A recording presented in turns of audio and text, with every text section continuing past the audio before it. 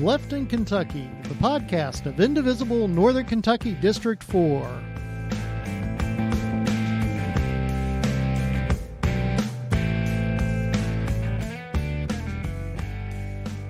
Hello, everybody, and we are back for our episode 3 of Indivisible, of our Left in Kentucky podcast. This is Roberto Henriquez. Joining us, we have Amy Ferguson. And we do not have Miss Ann today, Miss Ann Dickerson. She is out sick. And so, get well, Ann. Yes, we wish her a speedy recovery. She did call me before the podcast to talk for a little bit, and she sounds a lot like Kathleen Turner with a bad cough. Yikes. Yeah. So, well, that can actually be a good thing, because I kind of like Kathleen Turner, so. I mean, I like Kathleen Turner too. So. Yeah, you know. So anyway, we definitely wish her a speedy recovery, and look forward to having her back for our next episode. Oh, so much going on, so little time. Yeah, we're in session, so. Yep, we're in session. So today we will be talking about some of the bills in session, and you can look forward to that. We also will be looking forward to, we will be interviewing Mr. Chris Tobe, who ran for state auditor last 2 years ago. Was that 2 years? No, last year. 2018, yes. Yeah. So he was in the primary for state auditor and did not win the primary, but he wrote a little book that some of you may have heard of called Kentucky Fried Pensions. Really good book that explains the pension breakdown. So he'll be joining us by phone to talk about the current budget and why we aren't talking about pensions like we have been the past couple of sessions, and why that's probably not a good thing. So make sure you stay tuned for that. But before that, we have everybody's favorite. Oh. Time for the cow patties. All right, Miss Amy, who's your cow patty? So, I'm having to give my cow patty this time to our Boone County Judge Executive, Gary Moore. And I will actually let him share this with the commissioners in Boone County too, because they've decided that they needed to pass this measure to declare Boone County a sanctuary city for the Second Amendment. So, number one, it's in our Constitution. They don't need to do that. It's sort of a pointless measure. Yep. And it's unenforceable. The sheriff already has the discretion. So I don't understand, beyond just rallying up the base, why this measure was necessary. I don't feel more safe. I feel like they really prioritize protecting guns over protecting people. So for that reason, I give Judge Gary Moore and the county commissioners my cow patty for this episode. Well deserved, I think. Well deserved. Like you said, it's a nothing bill or a nothing resolution or whatever it was. It's nothing that they can enforce. It basically says that, yeah, this is the state law, and we're going to agree to enforce the state law, which they have to do by law anyway. So it's ridiculous, yes. Yeah. So yay, go you. Pat yourselves on the back for wasting our time and resources on doing stuff that doesn't need to be done.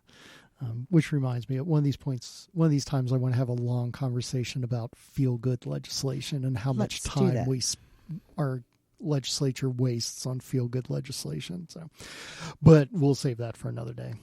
So my cow patty, I was having a hard time coming up with cow patty this week. It seems like so many choices. Yeah, so many choices, so many ways to go. And since you went super local with here in Boone County, I'll stay somebody broad. And my cow patty this week goes to our dear Senator Rand Paul.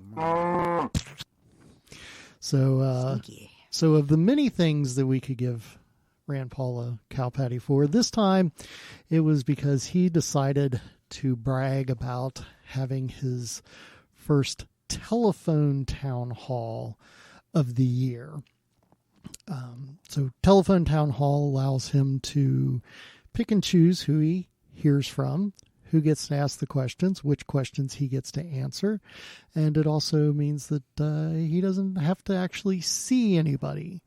And this has become kind of the norm for a lot of our legislators, rather than having open forums where people can come and ask questions and see They them. are cowards. Yeah.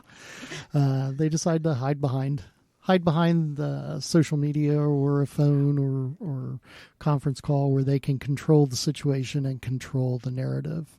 I understand that's very attractive to be able to do that, but not very genuine. So congratulations, Mr. Paul. You get our cow patty, my cow patty for today. Well deserved. Yeah, it's sort of like the sham that they're pulling in the Senate trial for impeachment.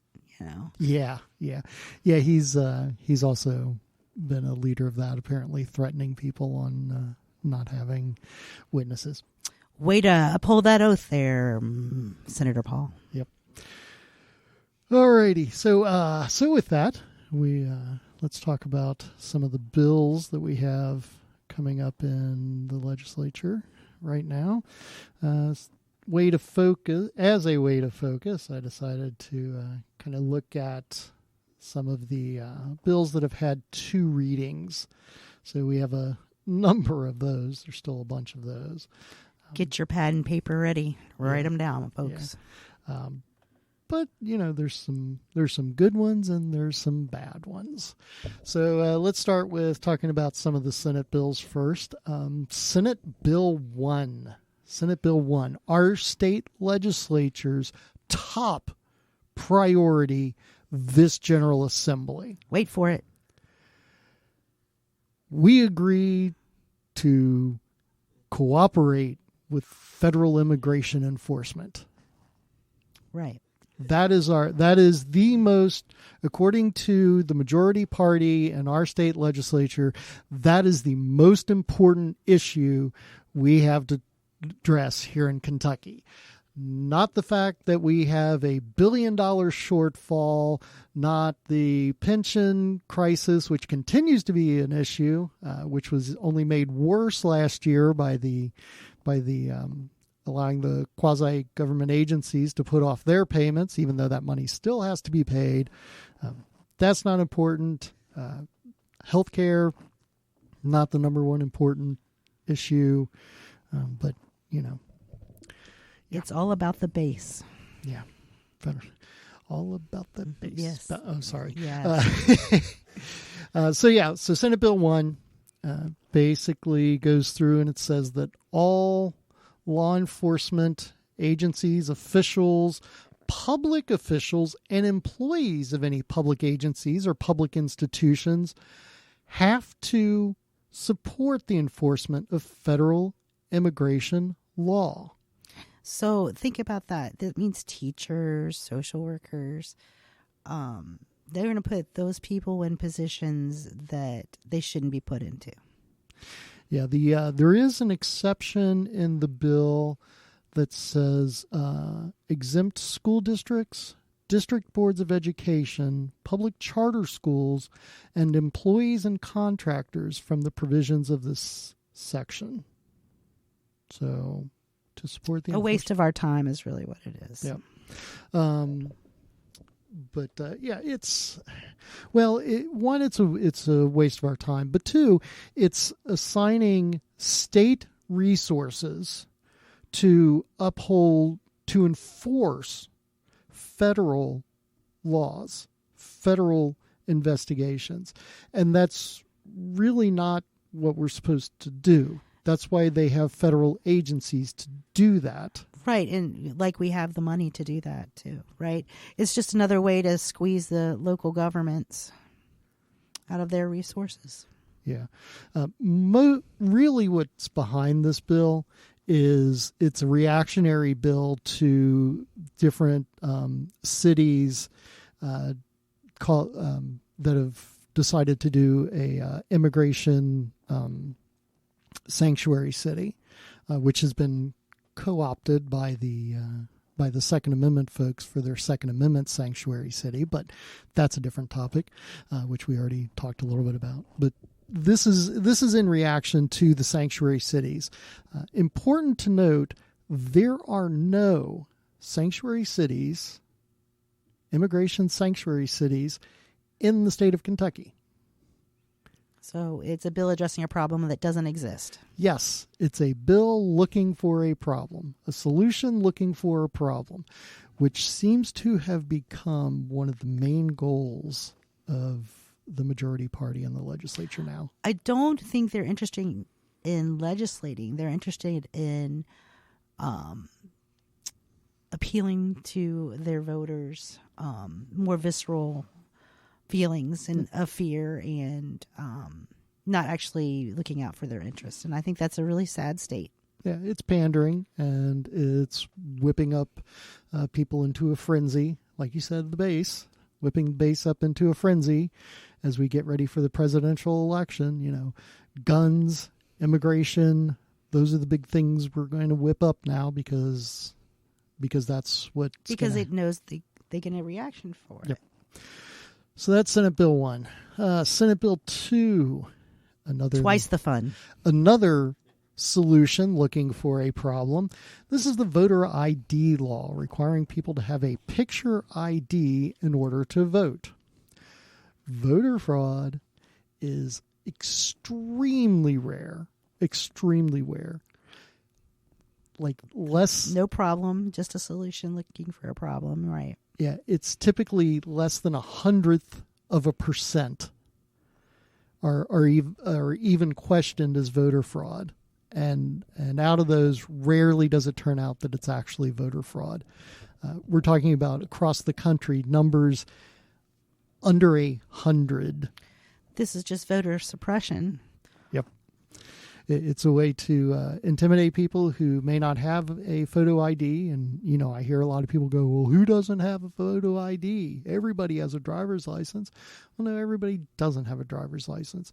And for extremely poor people, it could be very expensive to get a photo ID. So I will say that there is a provision to make a non-driving photo ID free to obtain. Is it easy to obtain, though? Exactly. Even if the cost isn't an issue, sometimes, you know, you may be 2 bus rides away from a government agency where you could get said ID. You may not be able to take off work to go the hours that it's available. So while I think that, you know, providing that ID is a good idea to let people have, you know, access to identification without phones, specifically requiring it for voting, I have a problem with that. Yeah. So again, another solution looking for a problem. That's Senate Bill 2, our second highest priority. Let's see. Senate Bill, what do we have next? Senate Bill 6. Senate Bill 6. This one is an act relating to legislators' retirement plan and declaring an emergency so that it goes into effect right away. What this bill says is that a non-legislative compensation, so somebody who has been a legislator but is no longer a legislator, any compensation they earn in another state-administered retirement system cannot be used to calculate benefits in the legislator's retirement plan, only on or after July 1st, 2020. So I call this the Rocky Atkins bill because this bill came about because Rocky used to be in the legislature and he was hired by the Bevin administration the Beshear administration. It's too long saying we're Bevin. still having trouble getting over it. Yeah. Was hired in the Beshear administration, and they want to make sure that what he's being paid in the Beshear administration has no influence over his legislative retirement plan, because normally your recent salaries when you retire are all calculated in to figure out what your retirement is. So it's petty. Yeah. So this is a bill basically for one person, to get at one person. So there's that. That's Senate Bill 6. So again, one of our Senate's highest priorities. Senate Bill 7. This one is about school councils. So this tries to tweak the number of teachers on the site-based councils to reduce those. It also brings the site-based councils somewhat under the control of the local school boards. So rather than the local control of our schools that we've fought really hard for during CARA, and that many people like because it gives the parents and teachers at a specific school some control over what gets taught at that school, over the curriculum and how it's taught. They want to take some of that away and take that up to local school boards, which is, of course, elected positions in overall elections, so thus more politicizing it. Right, I think that's a problem because, each school is different. If you're in a tight population, your school is going to be different. It's going to look different. The curriculum is going to need to be different. There's going to be different concerns, and taking that local control away is always going to be harmful to the students, in my opinion. Yep. It also says local school board members can attend the site-based council meetings. It takes away, whenever there's an opening for a principal at a school, right now those applications go to the site-based first so that they get a chance to see if, to review and see if the principal that may be coming into the school is aligned with what the site-based council feels the school should be doing. And this takes that away and says that they should go to the superintendent and allow the superintendent to make those decisions. Again, pulling away that local control. So anyway, that's Senate Bill 7. Yay. Senate Bill 8 is relating to school safety and declaring emergency. This is the one that wants to put a school resource officer in every school and requires that they be armed with a firearm. It specifies armed with a firearm, so you cannot be armed with a sword. Okay. It has no to lightsabers, be people. No lightsabers, no swords. It has to be a firearm. And it also specifies that one school counselor per public school and to have at least one school counselor or school-based mental health service provider for every 250 students. I think this is a really interesting law. However, there's no funding for it. Right. It's an unfunded mandate. Unfunded mandate. And we know what that means. That means that they'll be able to say, hey, look, we passed this law. But then nothing will actually happen to it because there's no money for it. The legislature needs to stop passing unfunded mandates. Correct. Period. If they're going to put out mandates like this, that in general is a pretty good thing. We can have an argument about we can have a discussion about the armed school resource officers. I think that's fine. I don't have a problem with armed school resource officers in each school. I think that's actually a good idea. I think it helps build rapport between the students and officers to begin with. So I think it's a solid bill. Yeah, I have no problems with that. And I definitely think it's a good idea to make sure that there's counselors and mental health services provider in the schools. But you got to have the money for it. You can't just pass it, pat yourself on the back and say, see what we did, and then nothing happens to it. Senate Bill 72. Again, these are bills that have had two readings in the chamber. Senate Bill 72 is an act relating to female genital mutilation. This makes it a Class B felony, surprisingly. Kentucky is one of 15 states where female genital mutilation is still legal. Wow. Yep. So I think this is an excellent bill. Right. So that's Senate Bill 72. It makes it a Class B felony and provides for provides for punishment for that, and so I would say, yeah, I think that's a good one. That's something we could definitely get behind, and I think should probably be a higher priority than Senate Bill 72. I would argue that is a much higher priority than what we have sitting at number 1 or number 2. I would say. Which is definitely number 2. All right. House bills. House bills. Let's talk about House bills. House Bill 46 is a good one. Yeah, House Bill 46. Another good one. This one is talking about promoting living donor human organ and bone marrow donation.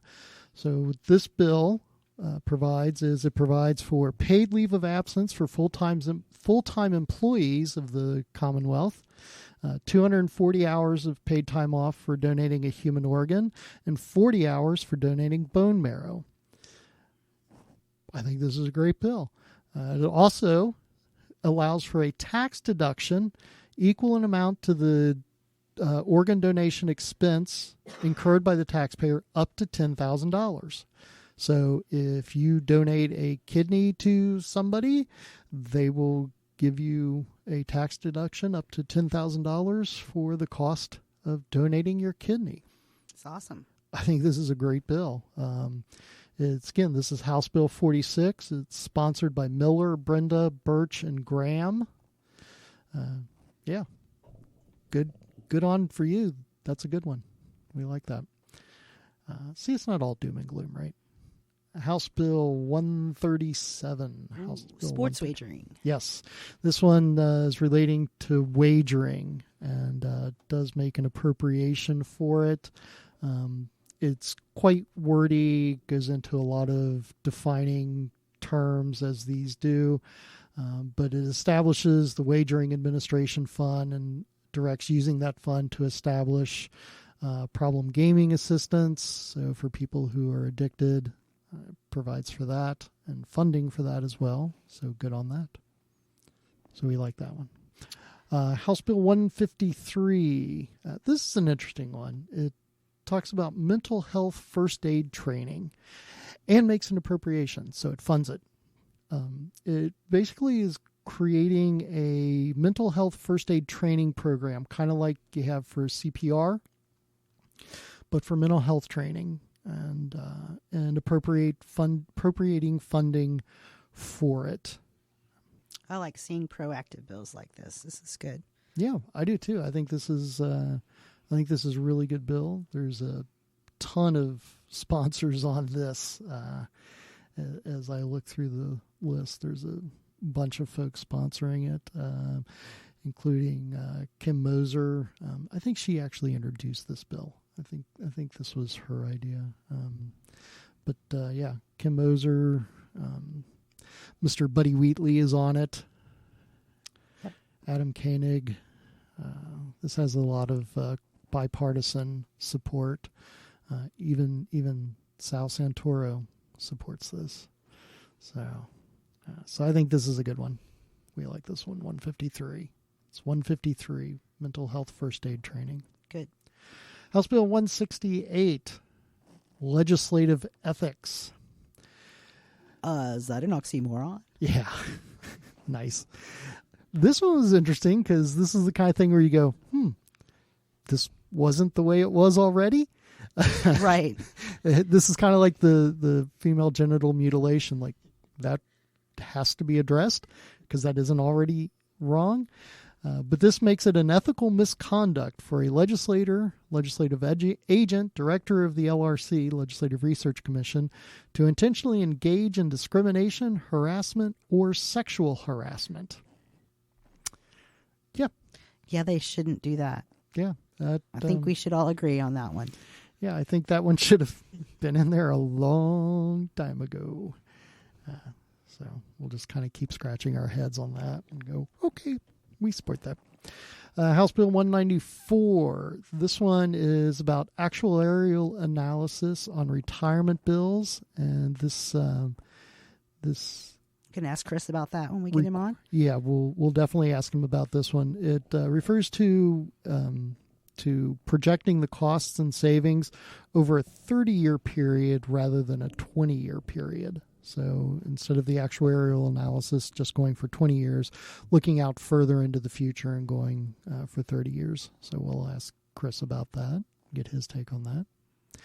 And House Bill 236, an act relating to hemp and declaring an emergency. All declaring an emergency means is that they can enact it earlier. It doesn't have to wait for the normal enaction when the new year starts for bills. That's all the declaring. It's timely. Emergency. Yeah. But it's always interesting to see the big words urgency on these bills. Anyway, I digress. So this one's relating to hemp. It directs the Department of Agriculture to establish hemp testing procedures, set forth requirements for transporting hemp and hemp products. However, I do not see that it funds the mandate. Unfunded mandate. Yeah, we need to come up with a sound cue for unfunded mandate. Because that didn't sound that great. Yeah. No, but it gave me that idea. I was like, hey, we should do that. Okay. A sound effect for we'll be on unfunded top mandate. of that. Yeah. I think that'd be fun.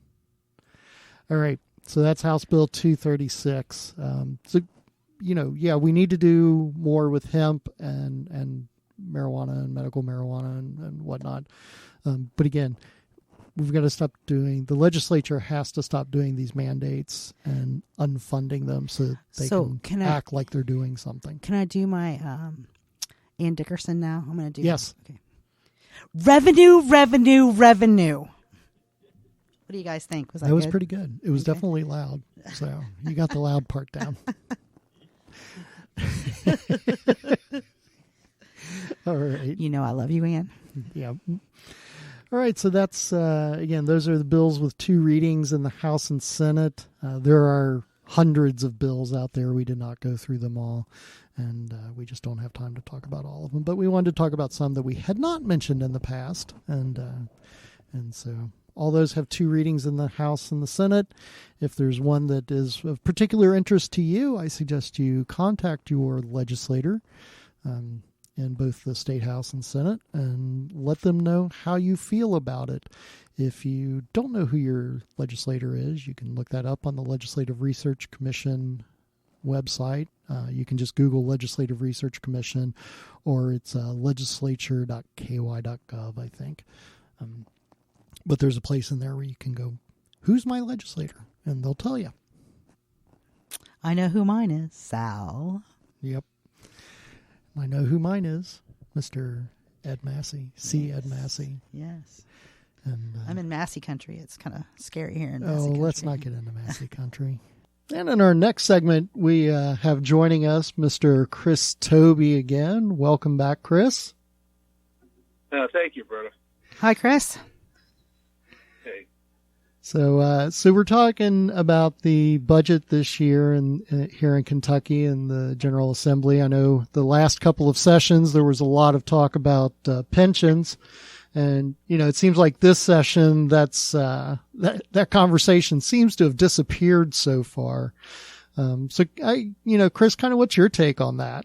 Well, when the pension discussion disappears, that means we're probably going to make the pension situation worse. Because really the pensions are first and all a budget issue. I mean, that really is the idea, is that making the full payment for the pension is basically the budget buster, especially for the teacher pension. So I think that the fact we're not talking about pensions this time is that we're going to accelerate. I think things went worse from the Beshear administration. The pensions will continue to get worse every year, and we may be speeding up that our decline in pensions this year, and that because we're not talking about it, that usually means that things are going to go worse for pensions. Right. So what, so let's say that happens and they just kind of let the pensions kind of go this year, and we start getting an even bigger gap. How does that affect the state financially? Well, one of the big things that happened, there's a lot of financial problems in the state. One of the things that Governor Bevin did that's the worst is he shifted a lot of the pension problem onto city, county governments and school districts through CERF. And so he really, I think the legacy of Governor Bevin will be how he destroyed city, county, and school district finances while he was pretending to do something with the state on the pension. That he used the pension and really hurt those governments. I think what will happen is that there's just not enough money to go around the pension, so they're going to have to short the teacher pension arc this year. And that will lead to probably a downgrade by the rating agencies, S&P and Moody's, put us in the Illinois, Illinois is the only one worse rated than we are, and we may go into the, into that level with them. And it would increase the cost of borrowing for not just the state, but, our city, county, and school districts as well. So I think there's a lot of times whenever, you got to realize money keeps, accelerating. The pension costs keep compounding, and we're not bringing in any new revenues of any real significance here. So that just means you keep going backwards, and people just tend to want to not, deal with it. But that's how we got in this problem in the first place, by just kind of pretending it's not existing this time. And that's what we're doing probably this year with the pension. So you're talking about additional revenues. I know there's a couple of bills out there to try to generate some additional revenue with, expanded gaming and trying to make some movement on hemp and medical marijuana. Is that going to help at all, you think? It helps very small amounts. I'm supportive of all the revenue measures. I'm not, but when we're talking about 50, 100 million a year when we've got $1 billion a year problem. If we wanted to really balance our budget, which would be paying our pensions, we'd probably have to increase sales tax from 6 to 9% or income tax from 6 to 9%. Those are the only two taxes with a broad enough base to really pull the revenue in. We can do all the marijuana and we can do all the gaming and all that, and it's a couple $100 million. It helps, but it's not a cure-all by any fact. We're still going to be running deficits, even if we got every one of those coming in. We'd still be running deficits. So things are not good at all. But nobody wants to talk about that because it's no fun. It's no fun to talk about these problems when you want to spend money. You want to do things that people like. Talking about taxes or cutting is not what people like to hear. Yeah. Well, especially when you say, raising the sales tax from 6 to 9%, people would lose their minds. But I did the numbers one time. That's really what it would take to get us just a balanced budget. That's not increasing things. Wow. So I think people just don't realize how bad a shape we're really in here. And the pensions are a symptom of this. They were just used to borrow because it's the only, we can't run deficits legally, officially, so we borrow from the pensions. This is the way Kentucky's been doing it for the past 10 years. Right. Just kind of cheating on borrowing, just taking it from the pensions. And they don't go away. If even your pension balances goes to zero, you still owe that money to pensioners. Right. And people tend to forget that. Right, because that's money that's owed. That's the people have spent their careers paying into that pension system, and that money's already owed to them. So it's not like you can just say, yeah, it's a legal contract, and you could say that you'd have to Kentucky would have to sell state parks or other things before they could default on a pension payment. That's the way I see it legally. That it's a very high level obligation to do that. So we're just kind of fooling ourselves with the usual song and dance here because we really need big increases in revenues here, and that would be probably sales or income taxes in addition to all these other things that we talked about. But people are saying it's politically unrealistic, but then insolvency is politically unrealistic is what we're saying when we make those discussions because it just doesn't add up. The numbers just don't add up. Right. So last session they did the emergency bit where they allowed the quasi-government agencies to not pay their portion of it. Did that just make the situation worse, or? Yeah, that's just borrowing, letting them borrow money. more money from KRS. Yeah. Because somebody they do anything like that, it makes it worse. Yeah. Right, because that money eventually has to come from somewhere. Yeah, it is. And basically it's the state responsible for it. It's just allowing. It basically allows the quasis to borrow more money at whatever 65% from the retirement system. Wow. It just increases the underfunding and the loan. That's all it does. Is the shifting. I mean, It's not like there's any money there. I mean, it's not revenue or anything. It's not magic. It's borrowing. Right. And making the underfunding worse. Wow. So I guess, you talked about the kinds of money that we'd have to raise and one of the things you talked about was like raising the sales tax because of the broad base there to generate funds. Are there any other significant changes we might be able to make to raise significant amounts of money that you can think of? No, I mean, it's taxes. I mean, we can't make money out of nowhere. Now, federal bailout.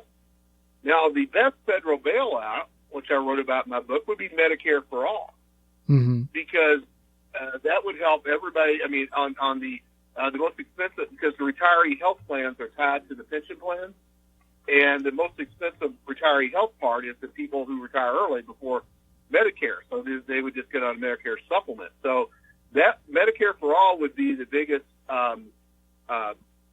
supplement to which would be basically a federal infusion of cash or a federal reduction of costs to not only state government, city, county governments as well. But no one likes to talk about that either. But I mean, that's probably the most likely good news coming would be if we ever had Medicare for all. That would be good news for the pension systems. I don't see much else. What I'm advocating is free CERS, separating CERS from the state to keep the damage, the continued damage that's being done to the state. I'm worried about state, local governments, and school districts going bankrupt.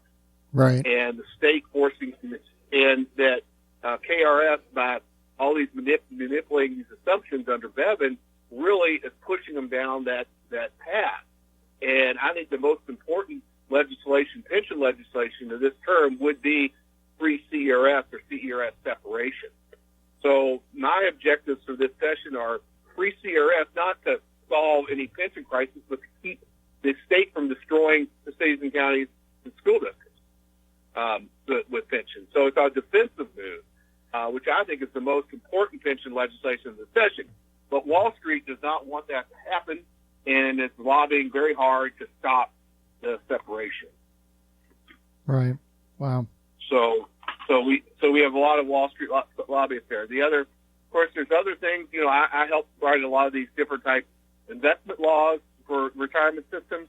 They've continued to go backwards. They have actually rescinded transparency laws already and continue. And I think the retirement system's number one objective now is to get rid of the few transparency laws they do have now that came on under the old Senate Bill 2 in 2017. So we continue to move backwards on pensions in a lot of ways. Right. On the actuarial analysis, I know there's a bill that's currently in the General Assembly for extending the length of time that actuarial analysis is done from 20 years to 30 years. Is that kind of just for show, or is there any real benefit to doing that? Well, it means you just borrow more. You make your underfunding worse. It makes your current arc less. It's going for a 20-year mortgage to a 30-year mortgage. Okay, gotcha. So it's basically a shifting in debt. It would have us borrow more money. Right. Because remember, you only have three options. We either raise more revenue, we spend less. We spend less on government, or we somehow find a shift, some way to borrow money. Right. So those are the three options. And most of the time, we're always trying to find some way to borrow more money and create more pension debt. And that's what that would do. Right. Just kick the can down the road for for another legislature.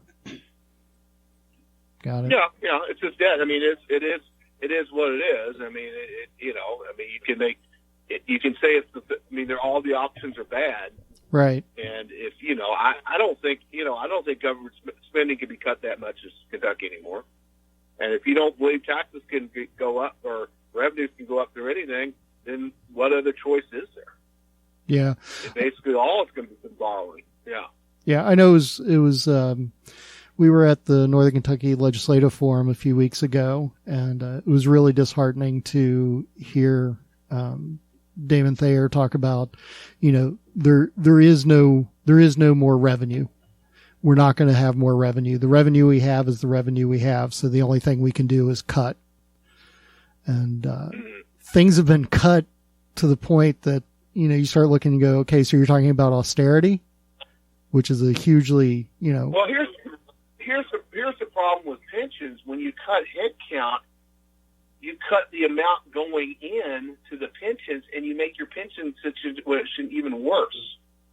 So I see that's happening really bad in city county governments too. That's really what this pension. I mean, the whole Republican scheme is destroy government. This is a whole,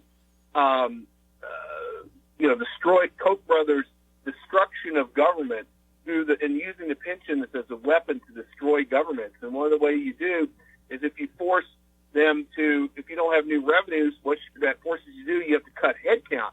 Every time you cut headcount, that means you have fewer people paying into the pensions to support more retirees. So you just start this death spiral going. And that's what the whole objective here is, to bankrupt governments and put them in death spirals. And that's what, they're trying to do there. And, I guess we're going to let it happen, because it's already starting to happen. Yeah. Well, clearly a lot of tough conversations that need to be had, and I think one of the best things we can do is keep pushing those conversations and saying, no, we're going to talk about this, whether you like to talk about it or not. Reminder. But I think it's more important that these financial gains of cities, counties, governments, and school districts really being put their solvency by the state. So what the state's doing has the negative effects our legislature is having on them, I think, is the thing we need to really point out. And that's the free CRS I'm pushing. That's really the thing that we can't play off. We've got a lot of bad things. The best thing we can do in this session is to play defense and to protect our cities, counties, and school districts from being destroyed by the state government. Yep. All right. Well, thank you for joining us today and sharing the information we have. It's always we always like having you on because you're very well versed in finances. And if there's anybody out there who has not read Chris's book, Kentucky Fried Pensions, I highly recommend that. It's a great book. I actually got it electronically and a physical copy so that I'd have it to share. So anyway, if you haven't read that, please read that. Thanks again, Chris. Really appreciate you joining us today. All right. Thank you, Chris. All right. Always glad to be on. Thanks. That's going to wrap it up for Left in Kentucky this week, for Indivisible Northern Kentucky. We got a couple of things coming up we want to give you a heads up on. On our next episode in 2 weeks, Miss Nesia Thornton will be joining us, and she'll be discussing some of the LGBTQ related issues and legislation in the General Assembly and how those affect. She spoke at the Legislative Forum a couple of weeks ago. And, looking forward to talking to her. Yeah. Nesia is a really neat person, so we're real excited to have her on the podcast next time. Coming up February 6th, Thursday, February 6th, we will be celebrating Indivisible Northern Kentucky's 3rd anniversary. Yay! Our official becoming a toddler, as Ann likes to call it.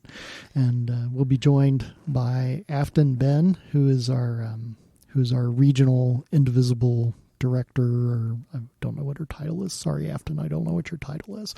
But anyway, she kind of helps look over the Indivisible groups in Kentucky and Tennessee. So she's a really nice person. Yeah, like she is a ball of energy. So be ready for that. But anyway, that's February 6th, and we meet at the Acapulco Mexican restaurant on Turfway. Turfway Road. On Turfway, not the one on Mall Road. Meet at the one on Turfway. There's a meeting room in the back, and we meet there. Interesting fact, apparently at our last meeting, our January meeting, we had somebody from the Second Amendment Sanctuary City movement attend our meeting because we had a speaker from Moms Demand Action. So we had a... Oh, that was that mysterious stranger. Yes, okay. The mysterious stranger that joined us and then quickly left after the presentation. So you never know who's going to show up. That's Could right. be very exciting. I'll be there. But anyway, it's a lot of fun. We have a good time. And like I said, we're meeting at Acapulco.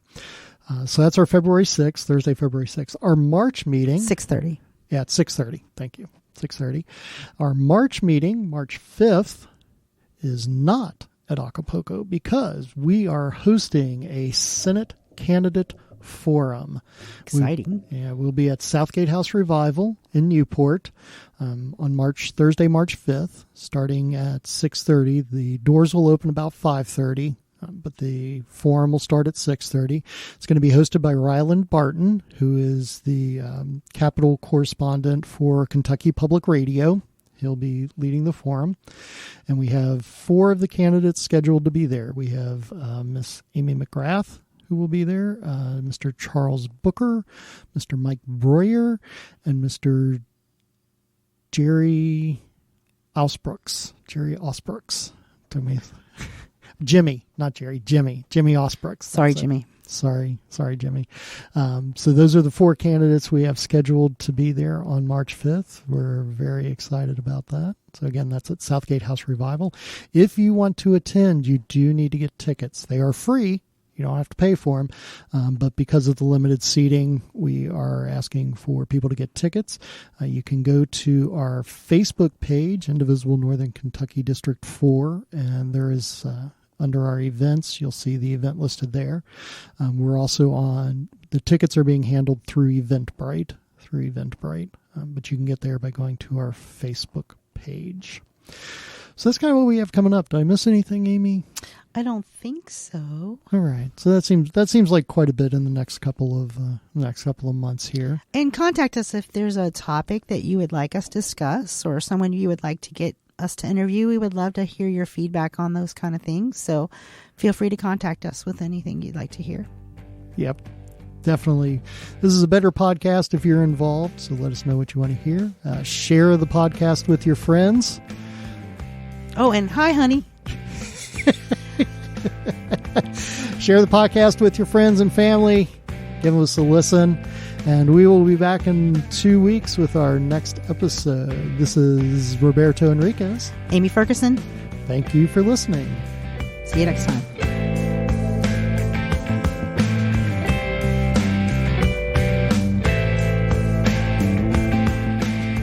Indivisible Northern Kentucky's podcast, Left in Kentucky.